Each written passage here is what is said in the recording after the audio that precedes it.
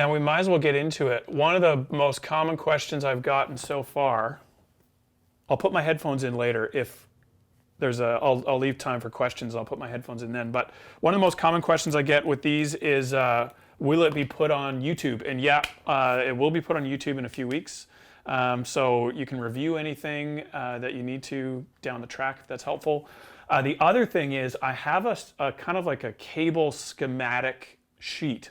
How to make a DC cable, how to wire up a current doubler, a voltage doubler, a split, patch cables, XLR to TRS, MIDI, all that stuff. The reason I'm telling you that now is because when we get there in the class, you guys can just screenshot it if you like, and then you'll have kind of a cheat sheet for how to make all these different cables. I'll probably make that available in a link as well, but figured that that could be a helpful thing for you guys as well. I know it's helpful for me. I still turn to it every once in a while when I need to double check, MIDI to TRS type A, type B, and all that. I still kind of have it up in front of me. So that can be really helpful for anyone that wants to do DIY stuff.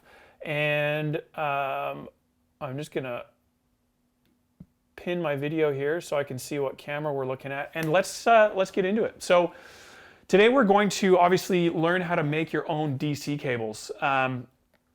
Some of the pedals these days are an absolute nightmare to power. And so making your own DC cables is hugely beneficial. I have a couple of them here that are tricky to power. This is probably my favorite delay.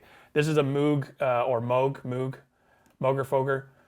delay MF104M, but it has a reverse polarity on it. And the reason I wanted to show you this one is this is obviously an adapter that people can use to flip the polarity so they can use a normal DC cable, plug it into that end, and then it reverses the polarity in this adapter and then sends the correct polarity here. If you're gonna power this pedal, one adapter, not the end of the world. If you were going to try and power something like this, a quad cortex, it is next level difficult to do if you're going to not use the supplied wall wart, which for me drives me absolutely crazy having to do a wall wart thing, because then I need to plug in my power supplies for the rest of my pedals. I then need to plug in the wall wart. You need multiple outlets, all that. I'm just not into it. But to do this with adapters, you need, I think, 4 current doublers off a Chalks power supply. Then you would need, I don't think you'd actually need any more adapters after that, but you need current doubler into current doubler into current doubler into current doubler off of your Chalks power supply. A little bit of a nightmare because this thing takes over 2,000 milliamps. So on a Zuma, the Strymon power supplies, which are 500 milliamps per outlet, you need probably 5 current doublers because the 4 500 milliamp outlets are just not enough. So this is a tricky one. It's also at 12 volts. So honestly, to make your own DC cable is doable for this. This is an extreme example, and I'd probably just get a Chalks, a Crux, which is an adapter that goes out of that 24 volt. You can do this on Strymon actually, a little hack. You can run a Crux off of the 24 volt outlet here, which usually daisy chains to the next power supply. Plug Crux in there and you can power something like a quad cortex, just so long as you don't exceed the maximum wattage that the whole power supply can supply. So these are tricky. A couple other ones. The one we're going to work on today, by the end of the class, we're going to power an H9. This is a bigger barrel and reverse polarity. So I'm going to show you guys how to do that, what you need to consider, how you're going to test it to make sure that when you plug it in, you aren't going to damage the pedal. Although I will say it is really wise to be wary about not damaging your pedals by giving them the wrong power. A lot of pedals, not all, so always be careful, but a lot of pedals have either diode protection or some sort of power protection on the power input. So it's a little bit harder to damage. But again, if you aren't sure that it has that protection in it, pretend that it doesn't and that you're going to destroy your pedal if you get that wrong. It's always better to be safe than sorry. So I'm going to teach you how to test the cable to make sure you did it right the first time so that there's no question about damaging the unit itself. So we're going to do the H9 today. But what I wanted to, I guess, do is first go through, I guess, some of the terminology. We might as well get that sheet up, the cheat sheet. So this is where you can get your screenshotting fingers ready. And I'm going to show you the cheat sheet, and this will also help us understand some of the, I guess, terminology and the terminals that you want to be soldering to when you're making these cables yourself. And I will get the top camera going when we actually do this. So this is the cheat sheet. I think I also have some bigger versions here as well, so we can go through those. But essentially, feel free to screenshot this if it helps. We have on the top left here, we have RCA, which is the Chalks power supply. Hopefully you guys can see my cursor in the top left. Then in just below that, we have the standard 2.1 mil, or this could be a 2.5 mil barrel, but 2.1 mil is what most supplies will use. So you can see the shorter leg here is the negative, the longer leg is positive, and then the shorter lead, or the center of the RCA, I'll show this to you when we do the top cam. I think I have one around here somewhere. The shorter or the center lead on the RCA is positive, so that's flipped on chalk. So sometimes if you're feeling a little uncertain, you need to write this stuff down. So on a piece of paper and be like, okay, chalks is flipped, I need center negative, how am I going to actually wire this up? And it's just, again, better to be safe than sorry. And then once you have the idea of what center positive, what center negative, this diagram right beside it is assuming your standard cable. Even though the picture might lead you to believe otherwise, that's the intention here. So if you wanted to do a standard power cable, the most common one you get with your Strymon power supplies, you get all standard power cables, that is just the center or the middle of that 2.1 mil barrel soldered to the other one, right to the middle. So the middle to the middle and sleeve to sleeve of the center negative. If you wanted to do center positive, let me stop sharing for a second here. If you wanted to do center positive, this is one of the pigtails on our website. One of the leads is already molded on there. Basically what you do with this is you would find the one that is soldered to the negative end, or the middle of that barrel, the inside of the barrel. I always want to say the tip, but that's for plugs. For barrels, it's a little bit different. So there's one with a white line on it. I'll show you on the top cam here.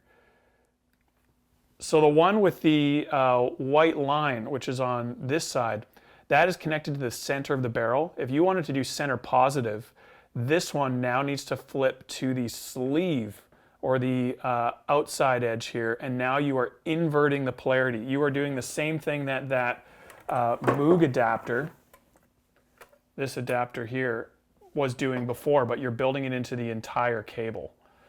And so center positive, you just flip the polarity, and you're good to go. So we're going to need to do that for the H9 today. We're going to need to flip the polarity, and we're also going to have to change the barrel type.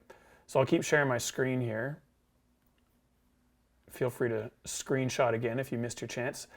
Heading into the more difficult ones, we're not going to do this one today, but we will. You'll obviously have the diagram in front of you, and you'll have the knowledge after today to go nuts on current and voltage doublers, which is all you can do. If you have a current or voltage doubler, you just got to go nuts and go big or go home.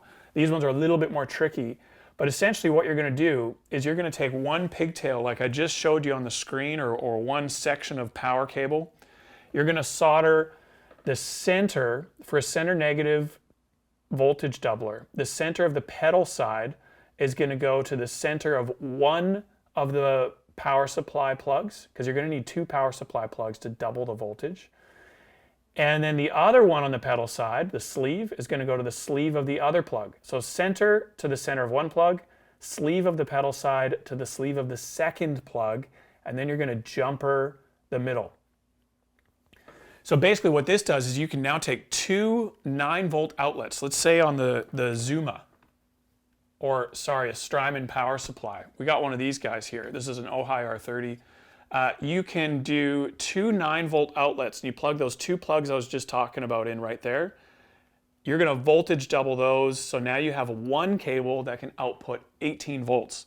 Obviously on the Ojai R30, you already have dip switches here or toggle switches that allow you to switch those voltages. But if those are already being used, then you can do another one with 2 more outlets. So pretty handy that way. You can also, if you wanted to get 24 volts, maybe for an old school EHX pedal, you could put the 2 switchable outlets on 12 volts, voltage double those, now you got 24 volts. So there's a lot of options here. And I know the next question, another one I get a lot, is can you do a voltage tripler or quadrupler?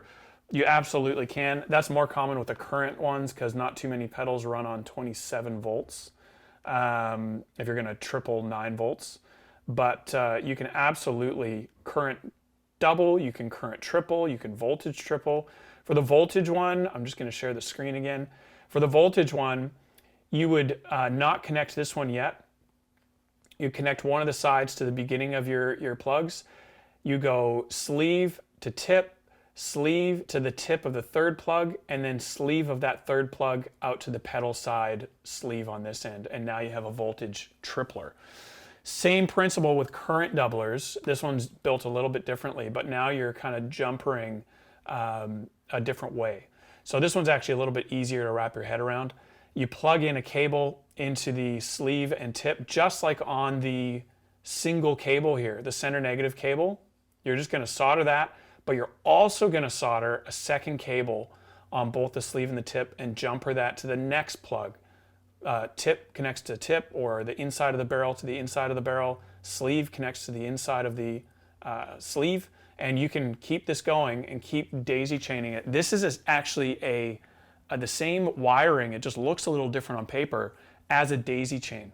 So if you look at the next one here, which is just a split or a daisy chain, you are just inverting the connections. So if we flipped the pedal side connections, which would power 2 pedals, and instead we flipped that around so these plug into the power supply, it's the same wiring diagram as a current doubler as it is for a daisy chain. Another fun fact, hopefully. And with daisy chains as well, you can split out to 2 pedals from 1 power outlet, or you can send out of the power supply to pedal number 1, and then same as the current doubler, run 2 wires to the next pedal, and then 2 wires to the next pedal, and you can power multiple pedals and make your own daisy chains as well to custom lengths. Because I don't know if you guys are similar to me, but the daisy chains that you buy pre-molded, they're great, they're reliable, they're easy to install, but there's tons of extra cable, or just shy if you are kind of doing them yourselves. If you're buying the daisy chains yourself, they're always a little bit too short or a little bit too long. So being able to make your own, very handy, and kind of really helps you out that way. So that is the schematic. Obviously, there's other things here that you guys can use if it's handy. There's MIDI cables, MIDI diagrams, XLR to TRS, which if we go back to an HX Stomp, I recently posted this on our Instagram. I know you can't really see me here, but in the tiny little camera, there's an HX Stomp here. You can run the TRS outs of the HX Stomp, the TRS outputs here of the HX Stomp, and you can run balanced outputs to a female XLR. Then you plug in that male XLR from on stage or into your DAW, and you can run balanced out of here over longer distances, which is great. Also, this comes with phantom power protection, so you don't have to worry about accidentally sending phantom to the pedal and damaging it. Those XLR cables are on our website, but now you have the diagrams, you can just build them yourselves and save some money, which is great. So hopefully that is making sense so far on the theory side of things. I figured we would get into the actual building of the cable. So if you guys have any questions, I just open up the chat window as we go. I will do my best to keep looking at that chat window, but I also want to get into the H9 side of things. So let's talk about the H9 specifically. The H9, instead of the standard 2.1 mil barrel, I'm just getting all my supplies here. Instead of the standard 2.1 mil barrel like you'd find on a Boss pedal or Strymon pedals, Chase Bliss, all of these are standard 2.1 center negative. Eventide decided to make things a little bit more difficult and basically forcing you to isolate the pedal and use its own power supply, or use its own isolated outlet, which it needs. You now need a 2.5 mil barrel, a bigger barrel, and that's referring to the inside of the barrel itself. You need a bigger barrel, so the 2.1 won't fit. And you need to invert the polarity. Why they did that, I don't know, but they did, and here we are. It's a great pedal. So what we're gonna do on the H9 is I have the Goodwood pigtail here. The white one is a 2.5 mil barrel. Same principle applies. The cable with a white line on it goes to the center of that plug, and the cable that is solid black, I think it says Goodwood Audio, power to the people. I should have said power to the pedals. That one goes to the sleeve of this plug. So if this was not inverted polarity, we would just get a 2.1 mil plug on the other side. We would wire the white line to the center. I'll show you on the top cam here. This is if it was a standard pedal and not inverted. So if it was a standard pedal, we would wire the white line to the center, or you can see it a bit clearer on here. The white line would go to the center, and the solid black cable we would solder to the sleeve, or this outside bit. But we do need to invert the polarity, so all that means is we're gonna reverse that, that process. So I'm just gonna cut this cable to length. And now what we're gonna do this right angle one because I think it's a bit easier to see on camera. Let's see if we can zoom in. Oh, look at that. Okay, then we'll get in focus. Okay, so now we need to invert the polarity. So we have a cable with a white line on it right here. I'll point with this guy. Cable with a white line on it right here, just in case you can't see that on camera. And then we have a solid black cable here. So this one is going to the center of the other side, and we need to invert the polarity. So we're gonna wire this one to the sleeve, which is right here. And then the solid black, since we're inverting, needs to go to the center right there. So I'm gonna turn on my iron. I've been holding off on turning that on because I don't have fume extraction here. And we are gonna get to soldering this cable. So first thing we're gonna do, I'll take this straight plug out of here, if I can, is I'm gonna cut this to length. So white cable or white line cable, as a reminder, is gonna go to sleeve. So we need to chop the one with the white line down a little bit. And I usually just solder right to the body of this plug. To be honest, I ignore that little hole in the plug. I just find it kind of annoying to use. And clean the iron a little bit here.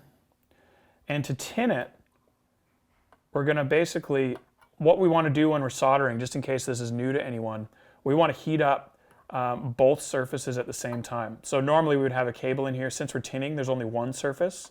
So we put a little bit of solder on the tip, we heat up the body of the plug, and we can add in a little bit more solder. And when you're doing bigger things with larger ground planes, it'll take a little while longer to heat up because you need to heat up that whole area up to the temperature where the solder is going to actually grab onto it. So now we've tinned it. Now let me just zoom out a little bit here. Man, the camera guy today is on it. What a treat. And now all we're going to do is take off. I'm a metric guy. I apologize. I'm a metric guy here. So we are going to take off about 1 millimeter to about 2 millimeters worth of jacket. And I'm just going to use these handy little tools here. I can, on our website, I recently posted, oh, these ones might be broken. Guys, this is really embarrassing. Yeah, these are broken. Guys, give me literally 8 seconds. Someone can count, and I'm gonna grab my new set. Okay, we got the better set here. So we're gonna take off about 2 millimeters of each. I don't know what that is in imperial. If you know, feel free. Put it in the chat window. So now this is what we're looking at here. I'll zoom back in. So all I do here is I twist. And I know if you guys were at the first cable class, I would have talked about flux. Flux is basically just a little bottle, rosin flux, and it's like an orange liquid, and it's what is inside of the solder, flux core solder. helps everything bind together. I try not to use that on DC cables if I can, mainly on this zip cord. The only reason is because of the type of cord. The flux tends to travel down the channel of this cord, and it's quite sticky and hard to remove, so I just don't use it. That doesn't happen on patch cables, but it does happen on these DC cables. So I'm going to try not to use flux. So all I'm going to do now is tin each wire. So we have a little bit of solder there. The plug is still tinned here. And what we're going to do is now solder this to the plug. And then we're going to get into testing and make sure that this thing actually works. So we're going to line that up there. Oh, nice. Sometimes it's there's a bit too much solder to fit through that hole, but when it does, it makes everything a bit easier. And now we're heating up both surfaces.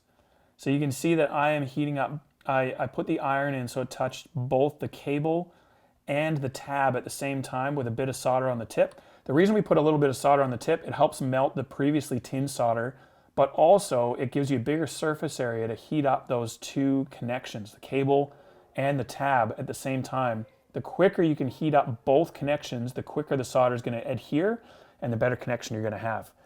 So we've done that. So the center is done. For this one, we might not even need any extra solder because everything is tinned. I'm just bringing both up to temperature. You can almost see on camera better than I can see in person here. There we go. So now we have the sleeve is soldered, the center of the plug, or let's just call it the tip, is soldered. And we're just going to let it cool down a little bit, which it already is because we didn't have to hold it down too long. And we're going to get some pliers with teeth. The teeth make it so much easier. I have to admit, it doesn't slip off. So get some pliers with teeth if you're doing strain relief type stuff. And you don't have to go nuts on clamping this down. Really, if your solder connections are pulling away when you give it a good yank, then you probably need to just resolder them anyways. But that is now done. Now we are going to put on the cap. This is just obviously for the right angle ones. And these right angle ones are very handy if you can get a little zip tie as well. They tend to want to pop off at inconvenient times. They're a really handy plug to have as far as resoldering or solderable plugs go, but they really do need these little zip ties, which if you buy them off the site, I believe they come with them. All right, so we have the 2.5 mil side right here. We have the 2.1 mil side right here. It should be inverted polarity, but we need to confirm and check. And then I'm going to tell you guys a little bit about what you can do to actually find out your pedals power requirements and some little hacks there. So I have this multimeter. Let's zoom back out. Oh, you can see my pale legs there. Apologies, guys, that's rough. Camera guy's dropping the ball here. Last thing you need to see are my office legs. Okay, so make sure it's on. So we have continuity going. That's great. Continuity just means whenever these touch, they're going to make a noise.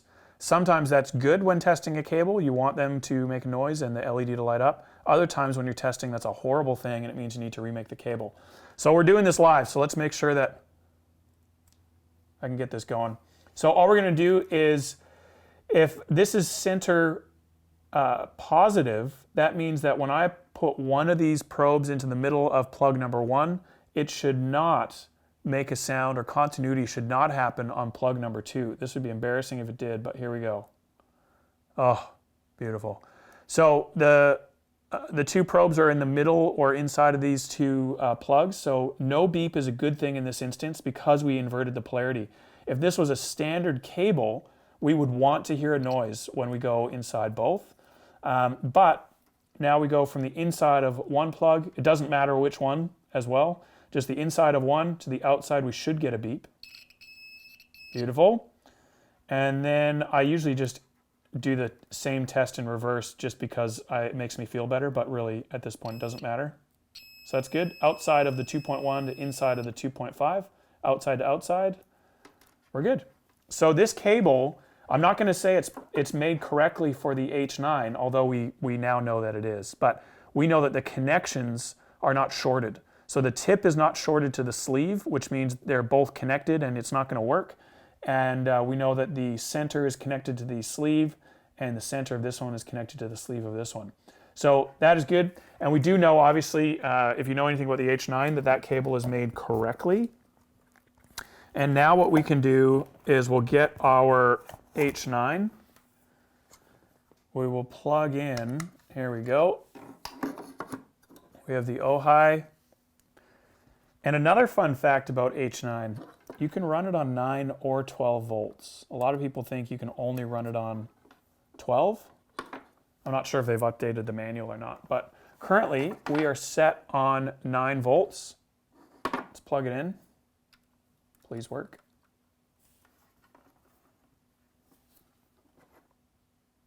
There we go. That must be a Batman. Oh yeah, look at that. Who knew? And then I'll just quickly unplug this. I'll switch it up to 12 volts. I'm just going to double check that's 12 and not 18. Yep. And we can run it on 12. There we go. So I guess in theory, running this on 12 volts will probably give you slightly higher headroom as far as the levels are concerned, but I don't think it's a huge difference on this one. So that is the H9. So if you are ever wondering how much power does this thing actually take, the first thing I always do is I go to, sorry guys, I'm just gonna try and stop sharing here. Oh no, I'm not sharing camera. So I usually go to the manual first thing, and I just type in power in the, the find the word. I type in power or, requirements, power requirements, anything like that. And it usually will bring you to that in the manual. If it's not listed in the manual, I'll usually just type it into Google, do something like power requirements. Here, let's see if we can do this now with H9. I'll usually do something like power requirements for H9 or whatever the pedal is. Let me share my screen. We'll see what we can find.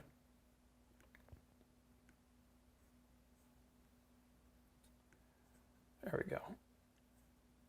So if we were doing H9, let's see what we can come up with. Eventide H9. And we don't want H90, although they're very similar. So even here it says H9 with 12 volts DC, green flex cable. This is obviously going to be the inverter. And then 375 milliamps. So we could use an outlet that is 500 milliamps on the Strymon power supplies or a Chalks power supply that is 660 at 9 volts for the Chalk stuff. You can oversupply current, so the milliamps. This outlet has 500 milliamps. You can power a pedal that takes 2 milliamps off of that, but you cannot oversupply voltage. And so if you have a pedal that takes, let's stay on the H9. The H9 we now know requires 375 milliamps of power. You can probably get away with powering a little bit less on the milliamp side, to be honest. 375 milliamps of power. So we could put this on a 500 milliamp outlet. We cannot oversupply voltage. So we can't go above 12 volts or else you risk damaging the pedal. A lot of times, especially for overdrives, analog pedals, sometimes like compressors, but often gain, you can ask the manufacturer, hey, can I power this on 18? And a lot of times it's just depending on the type of capacitors they use, and you can actually go a bit higher, but you need to double check if it's not in the manual. I remember doing that with some radial gear, and they said you can do 18 volts on this particular piece of radial gear, but it is right on the threshold. So it's up to you if you want to risk it, and you will diminish the lifetime of those capacitors, which means the pedal will break down sooner than it would otherwise, but you get a slightly different sound. So don't plug in more voltage unless you get written permission from the manufacturer, but current, you need to oversupply a little bit. The last thing though, I will say that the manufacturers will put in extra buffer on their milliamps almost all the time. So timeline, I think, is written at 500 milliamps, I'm pretty sure, Strymon timeline. In reality, it takes about 350 milliamps if you put it on, if you measure the current draw on the actual pedal. So if the pedal says 375, like H9, you can probably power it on, 10% lower than that, and you should be okay. But if it starts acting funny, then that's the first thing I would do. I'd bump it back up to the recommended power supply and see if your issues go away. So that is the H9. Put your questions in the chat window if you have them. I don't think I have too much more to go over if you guys don't have questions. Now that we've tested a cable, we have looked up power requirements. Oftentimes on the gear page, they'll answer a whole bunch of power requirement questions there, like especially around the Neural DSP. That's a really popular one right now, the Quad Cortex. How much current does it take? It's roughly 2,000 to 2,500 milliamps at 12 volts. So you really need a Chox power supply, or you need a Chox Crux if you're going to power those pedals, because those have the most milliamp outlets, or milliamps per outlet, I should say. With the Zuma, it is a bit of a nightmare to try and power a Crux or a power Cortex unless you have the Crux by Chox. So guys, I am so far early on this class, it's laughable. We did the TS patch cable one, which is also now on our YouTube. We did that, I think I set it at an hour, and we went over to about an hour and 15 on that one. And I couldn't believe how quickly time went. So feel free to take off if you feel like you got anything out of this, if that's it. If anyone does have questions, stay on. You can unmute and you can ask those questions now. If you have any specific power questions and want to just ask without having the mics turned off, feel free. I'm going to put my headphones in so I can hear you. But the official part of the class is over. If anyone stays on, I'm happy to stay on and chat for a little bit. But if not, man, thanks for joining, and we will see you guys next time. Have a good one.